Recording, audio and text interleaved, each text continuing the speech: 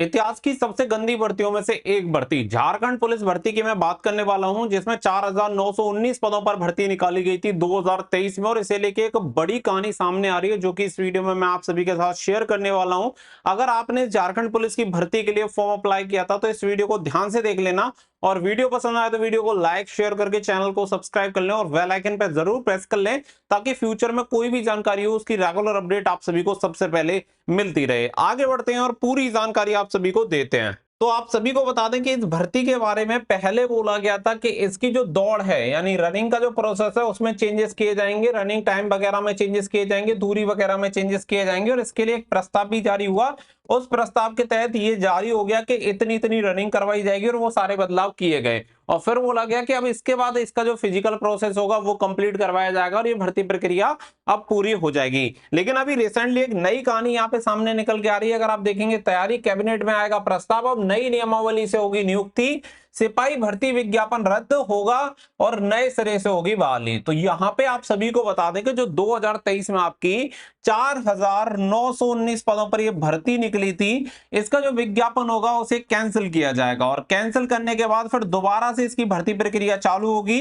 यानी दोबारा से ऑनलाइन एप्लीकेशन फॉर्म भरे जाएंगे, दोबारा से सेम प्रोसेस जो कि अब तक हुआ है वो सेम प्रोसेस होगा। हालांकि होने को तो कुछ नहीं हुआ है, केवल फॉर्म भरे गए हैं, इसके अलावा तो इसमें कोई प्रोसेस हुआ ही नहीं है। बस ये हुआ है कि अपनी मर्जी से कभी बदलाव कर लिए, कभी भर्ती कैंसिल कर दिया, कभी कुछ कर दिया। 2023 की भर्ती आप सभी को बता दें, 2023 गया, 2024 गया और अब 2025 भी जा रहा है, और इसकी कोई उम्मीद नहीं है कि भर्ती कब होगी। तो सीधी सी बात है कि इसमें भी पंचवर्षीय योजना लागू होगी, और भर्ती अगर पूरी हो जाए तो शायद 2027 में हो सकती है, क्योंकि पंचवर्षीय से पहले ये भर्ती कंप्लीट करवाने का नाम नहीं लेंगे। उसके बाद भी कितने सही तरीके से भर्ती होगी इस चीज की कोई गारंटी नहीं है, क्योंकि देखो इसके बीच में किसी का कोई नुकसान नहीं है, लेकिन नुकसान उस बच्चे का है जो 2023 से उम्मीद लगा के बैठा है और तैयारी कर रहा है कि भाई ये भर्ती पूरी होगी, मेरी नौकरी लगेगी, मैं अपने परिवार के लिए सहारा बनूंगा। अब सहारा बनने की जगह वो अपने परिवार के लिए बोझ बन गया है, क्योंकि वो बच्चा तैयारी करे क्या करे, क्योंकि एक एग्जाम के लिए कोई 5 साल तो तैयारी कर नहीं सकता।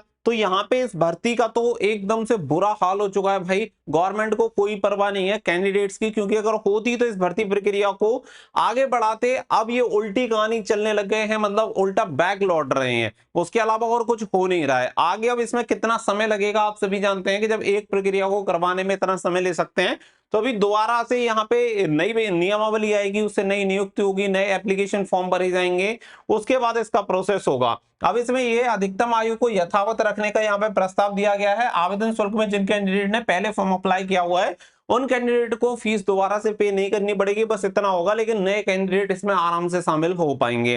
तो ये तो सारी चीजें होने वाली हैं। हालांकि आपको मैं एक चीज स्पष्ट कर देता हूं कि अगर आप गवर्नमेंट जॉब पाना चाहते हैं तो मैं आपको सिर्फ एक चीज कहूंगा कि आप सिर्फ इस भर्ती के चक्कर में मत रहना, क्योंकि ये ईश्वर भरोसे है। इसका क्या होगा क्या नहीं होगा किसी को नहीं पता, कभी पूरी होगी भी या नहीं होगी। अगर आप किसी और भर्ती के लिए एलिजिबल है तो मैं कहूंगा जितना समय आप इसके लिए वेस्ट कर रहे हैं उससे बेटर है कि आप दूसरी भर्तियों में फोकस लगाएं। इसे सिर्फ एक बैकअप के तौर पर रहने दो कि अगर हो गई तो हो गई, नहीं हुई तो नहीं हुई, क्योंकि कोई भरोसा नहीं है इस भर्ती का जिस कंडीशन से चीजें चल रही हैं। जब रनिंग का जो प्रस्ताव आया था तब भी मैंने एक चीज बोली थी कि भली रनिंग का प्रस्ताव आ गया है, लेकिन जब ये भर्ती पूरी हो जाए तभी मानना कि हो गई, क्योंकि एक भर्ती प्रक्रिया एक स्टेज पूरी कराने में ये 2-2 3-3 साल ले लेते हैं। तो ये पूरी भर्ती प्रक्रिया कब तक संपन्न होगी इसकी कोई गारंटी नहीं है।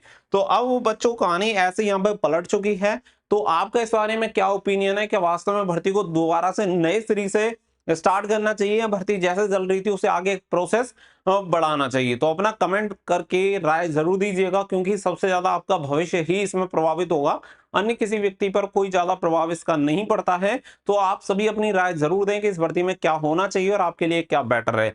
तो उम्मीद है जानकारी आपको स्पष्ट होगी। ऑफिशियल नोटिफिकेशन का वेट है जैसे ही, क्योंकि आज मंडे है, उम्मीद है कि आज इसका नोटिस वगैरह जो होगा वो जारी कर दिया जाएगा इसकी वेबसाइट पे, और जारी होने के बाद भी मैं आप सभी को इसकी पूरी जानकारी दे दूंगा कि उसमें स्पष्ट तौर पे क्या कहा गया है। तो वीडियो को अभी के लिए शेयर कर देना और चैनल को सब्सक्राइब कर लेना, ताकि फ्यूचर में भी इस भर्ती से संबंधित और अन्य भर्तियों से संबंधित रेगुलर आपको जानकारी मिलती रहे। मिलेंगे नेक्स्ट वीडियो में। So thank you for watching. जय हिंद, जय भारत।